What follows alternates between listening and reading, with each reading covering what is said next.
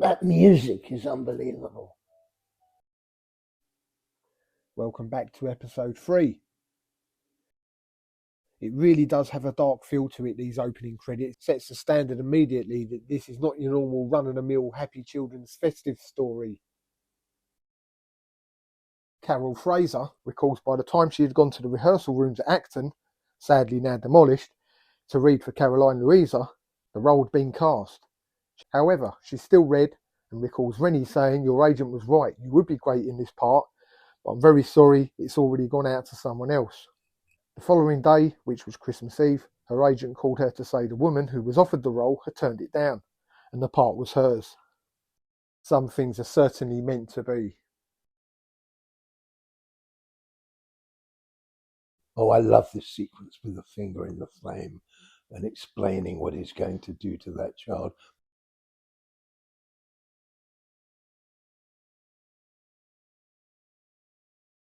Brings so much menace to the character. Yeah. Oh, and here they are in the set, looking up. Here's our introduction to Sylvia Daisy Pouncer, wife of Abner and former governess of Kay Harker, played by the phenomenal Patricia Quinn.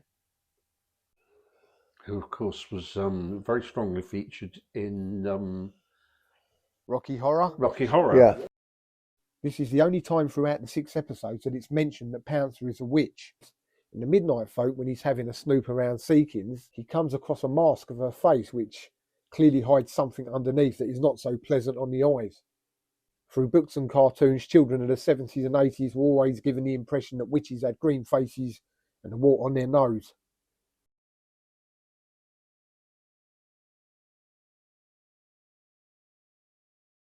Now, that thing where he crushes the glass, we needed a sound effect of that. It's not the same as smashing it with a hammer. And we snapping it. We went into the studio next to the dubbing suite and made like a giant pair of pliers out of 2 pieces of wood tied together at one end, and we got a glass from the bar, and we just applied pressure until it suddenly crashed. Oh, right. Because the real one that was there was sugar glass that really made no sensible noise. Well, it had to be sugar glass, otherwise he'd cut his hand to bits. Yeah.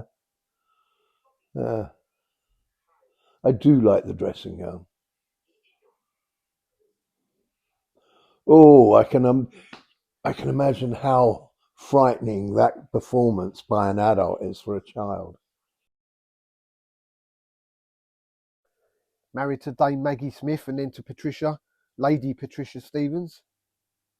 Thoroughly deserved knighthood for Robert. It's even more evident in the TV adaptation that Abner's minions really don't understand how evil Abner actually is. Christmas time, you want a pantomime villain. Oh, no, you don't. Oh, yes, you do. He's behind you. Can safely assume these 2 gentlemen were in makeup quite a while. Oh, yeah. And costume. I like the way that they're actually scruffy rats rather than, Mouse is sort of rather than sleek and genuine, elegant. They're straight out this Yeah.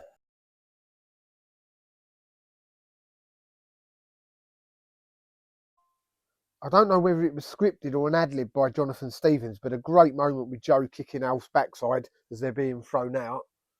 Most unusual from Joe, who's quite the gentle giant.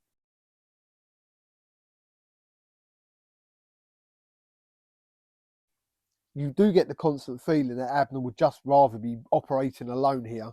He doesn't really have confidence in those around him. Oh, no.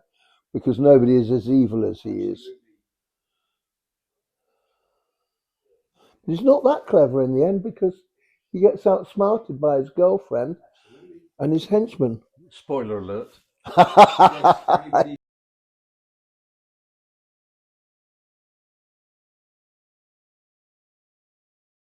Kay does mention it very quick here that Pouncer was his governess.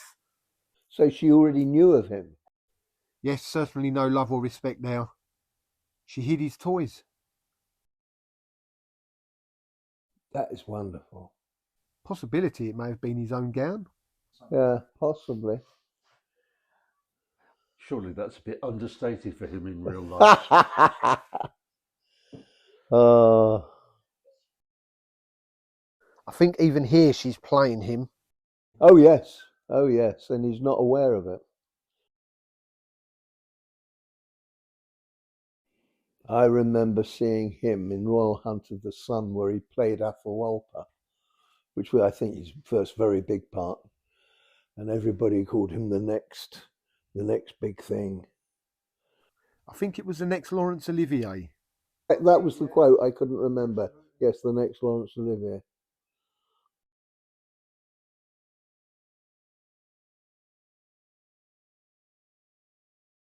Now, you very recently had a reunion. How was that? I had to listen to voices to try and recognise people, and then add hair, brown or yellow. But it was fantastic. it was amazing. Boxing Nights was actually it was a labour of love, wasn't it? People really enjoyed Every area. It was we a always labour liked of to love. sort of finish a programme saying you were the best, darling, and all Yeah, that. yeah, but that was It was like that all the way through Yeah. with Boxing Delights. that was Absolutely wonderful show. I don't recall any fallings. no. I can't remember any nastiness or anything like that. I can remember 16, 17 and 18-hour days, but I can't remember any bad words. Yeah, In actual fact, people bent over backwards to help each other. yeah. It was quite amazing. I can't. It sounds bigoted and it sounds kind of building yourself up, but I can't imagine anything like this being made this way with that much love from all the staff. No. Part of it was because of the way we shot it on video. You were working quite fast, Yeah, and that sort of keeps people interested. And it keeps you on your toes because you know that you got to make sure that the staff for the next one, the props for the next one, the makeup for the next one, the visual effects for the next one is ready. There was pressure all the time, Oh, yeah. but in a Positive way. a way that was almost manageable. Yeah. You were pushed to the limit, but Yeah, just kept within it. it was quite amazing.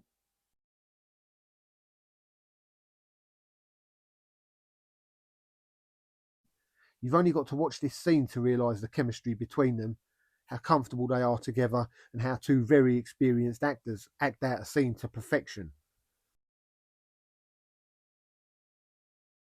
A scene like this would be perfect to show drama students who are looking to make their way in the acting world.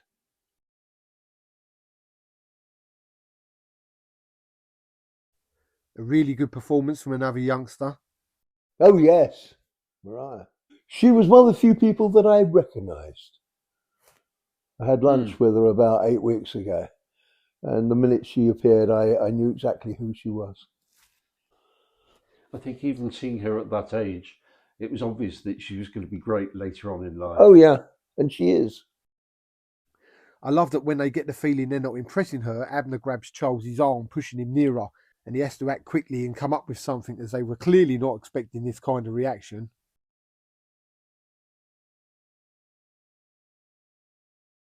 He's just got enough time to think something up. Joanna recalls looking out of the window to nothing, which helped confirm it was all studio. Part of Mariah's naughty history involves stealing the bishop's car and driving it into a lamppost.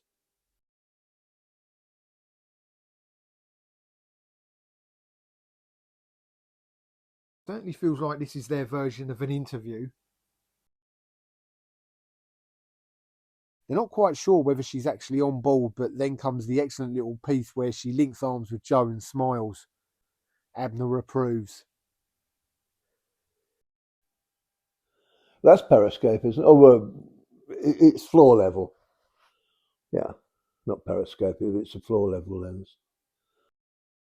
Of course, in a TV adaptation, you get X amount of time, but you do get a bit more of the rats in the book. More sea shanties aimed at Abner, so not much respect there either. There's pirate rats. From a sound point of view, exterior locations are usually fairly straightforward. During the recce, I'd be listening for any modern day sounds which might be problematical. Passing traffic is almost always present, and I need to minimise its audibility. Aircraft flying overhead can be disruptive, especially when doing a period shoot. If I'm on a recce and notice aircraft regularly flying over, I would try and find out if we were under an approach to an airport. If that were the case, it might be impractical to shoot lengthy dialogue scenes, so I would discuss with the director how we could minimise these problems. It's a huge cast and crew. Was it down to you to seek out accommodation for everyone, Tony? Yeah, I did all of that. We had virtually every hotel in Bewdley, Stourport, and the whole of that area. When you think about it, we altered the economy of Bewdley and Stourport phenomenally because every hotel was full, every restaurant was getting booked. The paint workshops, we were buying timber, we were buying cam. You spend thousands and thousands of pounds in a small town, and you alter their economy for a period of I time. once did a play for Today where we were in a small village in Dorset, and there were two pubs. And on the first night of location shooting, we went to the pub. They were called the King's Arms and the Queen's Arms. I went in one of them, I can't remember which, and the landlord was, this is a locals pub, clear off. And we went in the other one, and they were welcoming and lovely. And we spent so much money there that they were able to extend their kitchens. Oh, and here's the rain machines being used. And this is Bewdley. It's such a quaint place, and every road seems to have a story to tell. I do hope that sign wasn't skipped after production finished. The artwork is fantastic.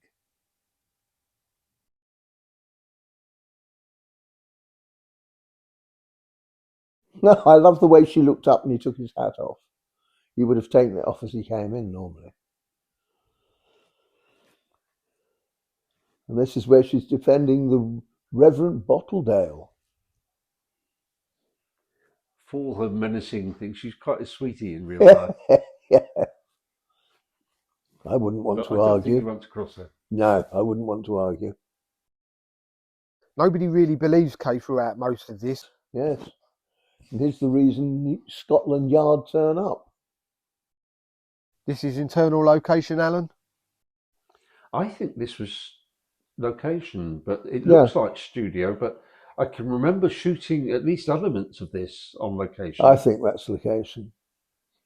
I mean, the way the exterior looks with the woods certainly looks like the kind of interior design it would have. Yeah, it would have, yeah. Joyce Latham, who played Mrs. Calamine, is probably most well known among older viewers for her role in the 1960 series United, based on the fortunes of a fictional second division football club. Also had a few one-off appearances in the likes of The Two Ronnies, Coronation Street.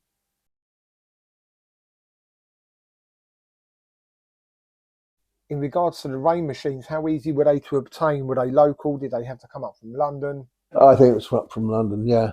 It's a standard item. Yeah. Just as you bring lighting up from London, you bring the rain machine. There were quite a few of them, though. Plus, we had to have overnight security because they were all left out, and so were the lights. The lights and the rain machine was left out. And the outside broadcast track has some security. Yeah, of course, yes. It's actually quite good watching this without the sound. Thank you. You know what I mean. I noticed his facial expressions and things far more.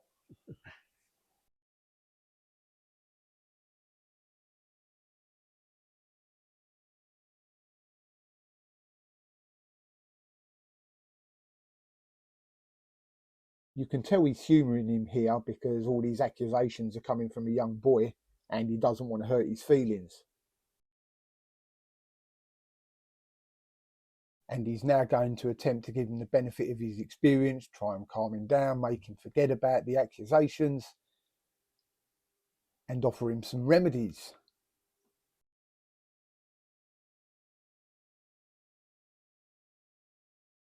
Oh, he's talking about posset. The minute he does that with his hands, han egg. Yeah. And cinnamon grind it all up. Yeah, nutmeg. Yeah. And then you drink it down.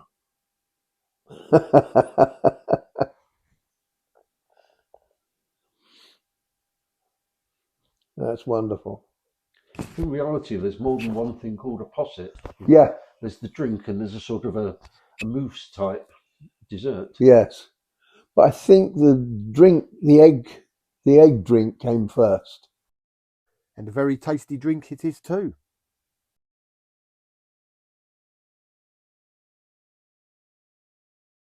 Still in his own world.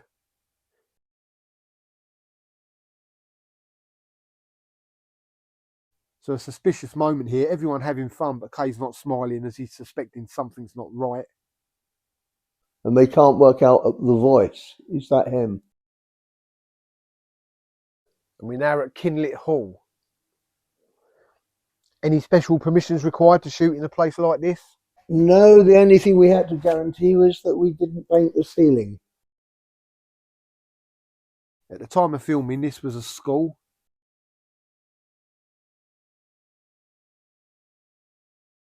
Included on puppeteer John Styles' CV, he has 2 films, which, like Box of Delights, also have a cult following: Time Bandits and Little Shop of Horrors. And of course, you don't see who leaves with it, but the man who leaves is our puppeteer, not Carl Hawlings. John Horsley, probably best known for playing Doc Morrissey in The Fall and Rise of Reginald Perrin.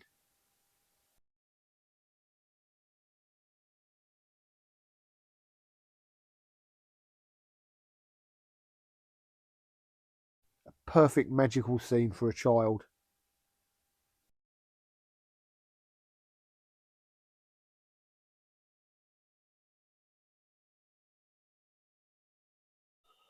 Oh, and there's one child looks at the camera. They were all told not to look at the camera. The camera doesn't exist. But one child picks up his toy and looks straight down the lens. I remember that. Because they're all Him. Yep. Yeah. They're all excitedly unwrapping their presents, Yeah. hoping that there is a present in there. Yeah. And in reality, And there isn't. they're rubbish boxes. That Yeah. she's excitedly opening Yeah. them up, and it's probably a box that held a carburetor.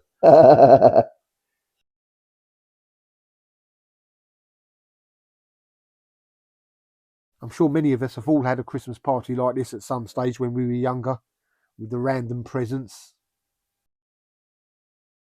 Is this as chaotic as it looks? Yeah. I mean, it was good. They're all told to go and get their presents, and then he tells them to form a circle, an inner circle and an outer circle. They're actually pretty well behaved Yeah. compared to most groups of kids. Oh, yeah. that age.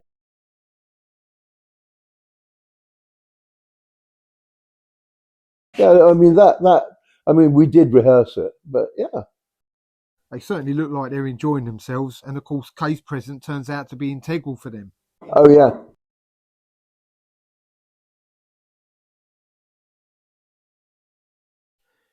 This place, Kinlet Hall, is around 10 or so miles from Wastlewood House, Seekins.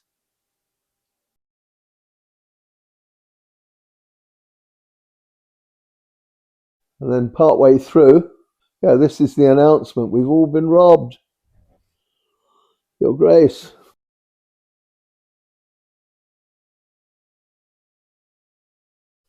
Brilliant at improvising, taking all the information on board. Devin was very good at doing those sort of meaningful looks. Yeah. No dialogue. It was all in his eyes. Yeah, It normally is something adult. You're right. do. He was very good. Now, Jim the car driver, real name or stage name, Johnny Casino, was he a well-known actor? I think it was somebody that, He didn't have. If you look at IMDb, he only ever had 2 or 3 roles, and they Yeah. were like 10, 15 years apart. yeah, I think Rennie knew him. He cast him because he thought it was such a cool name. Yeah, quite right.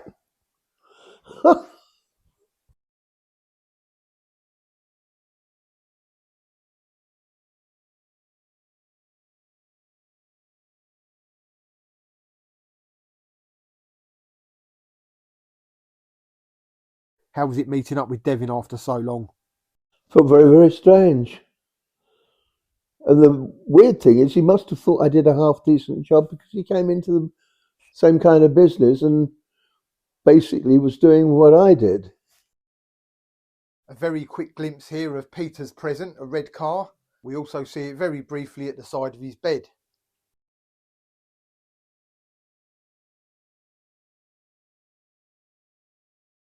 in 2017, Helen joined me at an event in Elstree, celebrating the 1970s comedy series on the buses, in which she appeared in an episode playing Arthur's sister. Most of our spare time was talking about Box of Delights. She says she still had so many warm memories of the children especially, and wondered what they were all up to in adult life, as she never got to see them again. So I printed up some photographs for her, and she signed one for each of the children with a message on. Such a nice gesture, and speaks volumes of the closeness the cast had with each other, which is even more evident with everything you've been saying throughout this.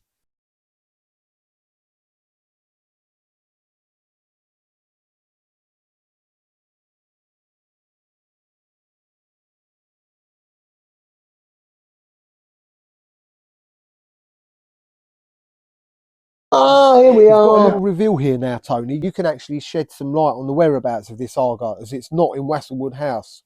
It's not at Wastlewood House, no. It's quite a long way from Wastlewood House. And I was tasked with finding a kitchen and a range that looked right for period and was interesting. And I remember asking the people at Eastnor Castle, and they said, "Oh, the place you've got to use," and I can't remember, Bronsill House or something like that, on the estate at Eastnor, and that's where that is.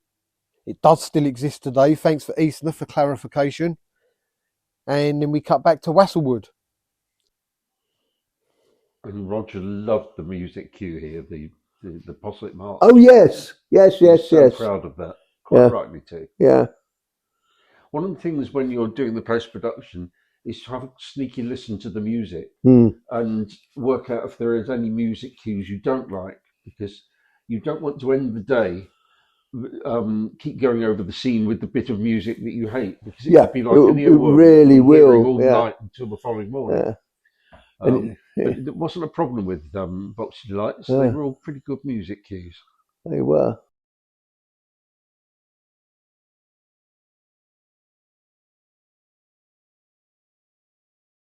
Glyn Baker had some experience of riding horses in his youth, which is why he looks so accomplished here.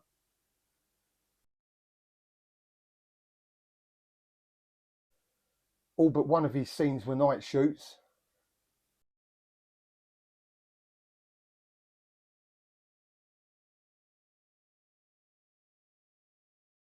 For the scene where Hearn turns from animated stag to human, Glyn had his entire head plaster cast and then horns created that fitted into a skull cap.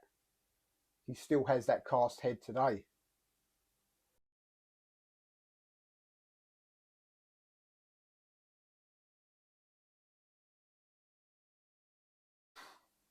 He described Patrick Troughton as the master of controlled simplicity, and remembers that Patrick always kept a copy of John Masefield's book with him all throughout the production and was immersed in it.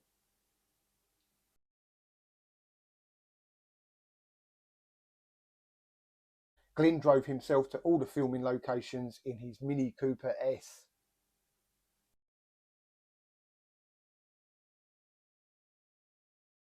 The 1985 BAFTAs were to confirm just how good The Box of Delights was. It won the Best Children's Programme Entertainment Drama, beating The Wind in the Willows and Swallows and Amazons Forever. John Mason won Best Video Lighting. Mike Windsor was nominated for Best Video Cameraman. Stephen Noonan won Best VTR Editor. Stuart Austin was nominated for Best Graphics. And at the Royal Television Society Awards, Robin Lobb won an award for technique.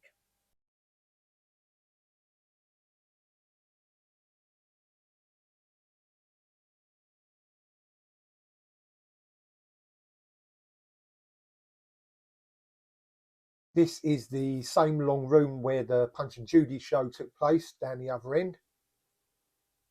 Hastily altered to create a dining room.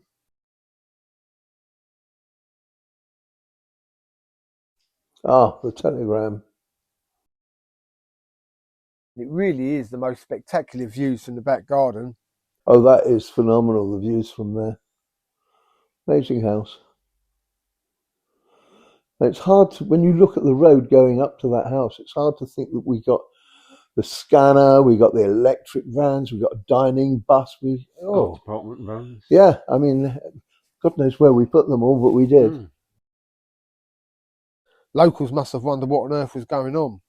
Yeah, yeah. It's like a Fortunately, there aren't that many locals along there. no.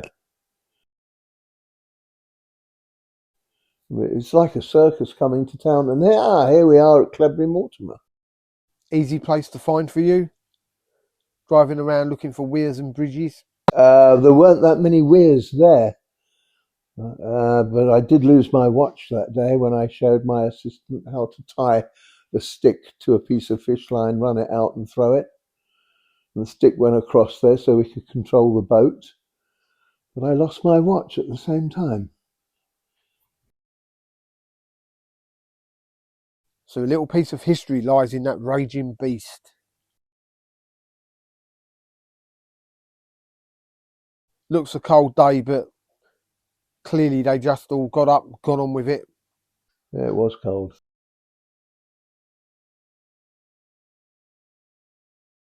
This location felt a million miles from civilization. It was perfect. There's a stunning water mill right nearby, and we got helpful directions from a farmer on his tractor.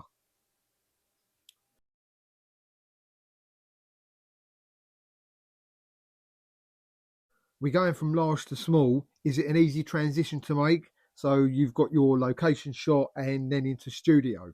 Yeah, we're in the And- studio now because we got a back projection, or rather a green screen shot.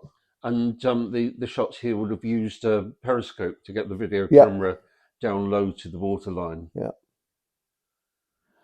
And I think some of the shots also involved either a straight camera or a periscope camera on a raft or a boat or something. There are some points of view shots. Visual effects did a great job here because when it eventually goes down the weir, there's a metal skate underneath the boat, and there's a U-shaped channel which engages and then goes down the weir in a straight line rather than falling over. It did a very good job. And of course, all these shots with the kids were done in the studio with green screen, but this is actuality with it about to engage. And similarly, the water would have been done with a periscope camera. Yeah. And there we go.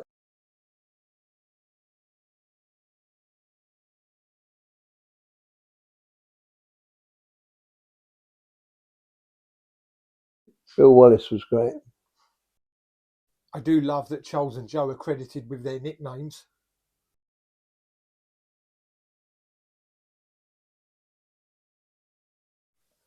Thank you for listening.